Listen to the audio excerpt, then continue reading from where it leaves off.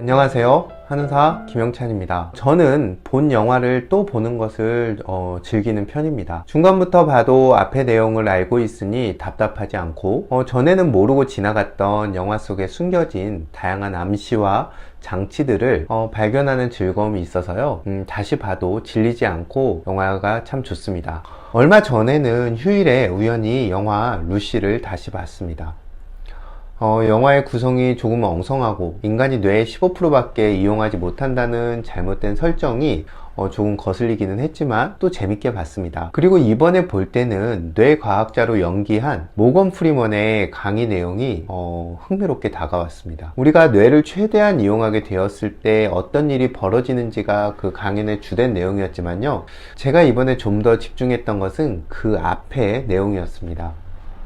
생물 진화의 과정을 유전자의 전달이란 측면에서 바라보면 먹이나 환경이 풍요로울 때는 생물은 생식에 열중하게 되고, 여건이 좋지 않으면 개체의 영속성, 즉 자신의 생존에 집중한다는 것이었습니다. 모든 생명체는 영원히 살 수 없으니까 한 개체는 좀 더 오래 사는데 집중하게 된다는 것이었죠.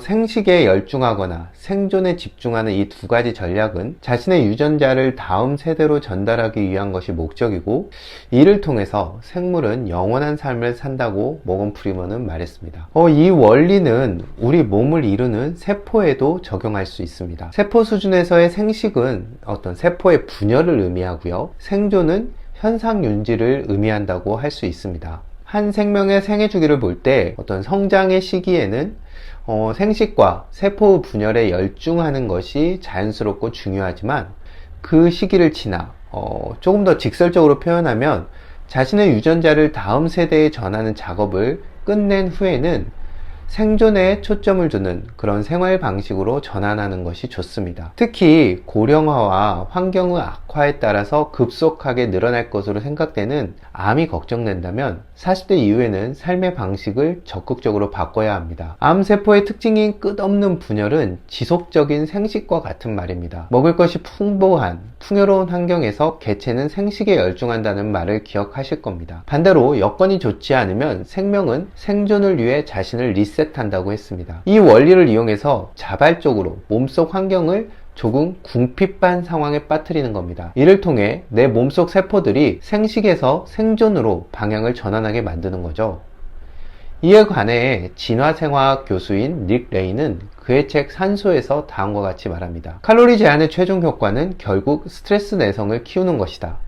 혈당량이 떨어지고 인슐린 농도도 따라서 떨어진다. 대사작용의 방향은 성에서 신체 유지 쪽으로 바뀐다. 칼로리 제한으로 세 가지 효과가 있었다. 첫째, 세포의 내부 구조가 튼튼해졌다. 거의 모든 구조 단백질의 합성 속도가 2배 이상 빨라졌다. 둘째, 종양괴사인자인 TNF-알파나 일산화질소 합성요소 등 염증을 촉진하는 단백질의 합성이 줄어들었다. 셋째, 산소 호흡을 담당하는 유전자의 발현이 줄어들었다. 특히 사이토크롬 C는 23분의 1밖에 되지 않았다. 이 마지막 효과는 대사율 감소와 통한다. 즉 천천히 살고 늦게 죽게 되는 것이다. 조금 부족한 듯 먹어라, 한 숟가락만 남겨라, 8푼 정도만 먹어라 라는 우리가 건강에 관한 격언은 단순히 검소함을 강조한 말이 아니라는 걸 알 수 있습니다. 주기적인 단식이나 간헐적 단식이 주는 긍정적 효과도 위에서 말하는 칼로리 제한이라는 관점에서 보면 쉽게 이해가 됩니다. 물론 이것은 음식 자체가 건강하다는 것을 전제로 합니다. 조금 부족한 듯 먹는 것 외에도 전통적인 건강법에서 공통적으로 강조하는 것들이 있습니다. 말을 적게 하고 성욕을 절제하는 것, 과음과 과식을 피하고 음식을 단박하게 먹는 것, 그리고 과다하게 화를 내거나 금신 걱정하지 말라는 것 등이 그 내용입니다. 이런 이야기를 하면 그런 것 없이 무슨 재미로 사냐고 말할지도 모릅니다. 물론 이 모든 것은 개인의 취향이자 선택의 문제라고도 할 수 있습니다. 하지만 적어도 한 가지 분명한 사실은 있습니다. 우리가 생애 주기에서 정점을 찍고 이렇게 내리막길에 접어들었다면 몸과 감정에 가해지는 과부하를 덜어내는 것이 중한 병을 피하고 건강 수명을 늘리는데 가장 중요하다는 점입니다. 뭔가 특별한 것을 먹고 안목과 같은 단편적이고 이벤트와 같은 것이 아니라 내 삶을 쭉 관통하는 이야기의 장르가 바뀌어야 합니다. 스펙타클한 블록버스터 영화 같은 삶보다는 잔잔한 로맨틱 코미디 같은 영화가 건강하고 오래 사는데 훨씬 더 유리합니다. 명상 지도자로 유명한 레리 로렌버그의 젊었을 적 이야기를 소개하면서 오늘의 이야기를 마치려고 합니다. 그가 젊었을 때 마침 미국을 방문한 크리슈 나무르티에게 혼자서 할 수 있는 수행법을 가르쳐 달라고 부탁합니다.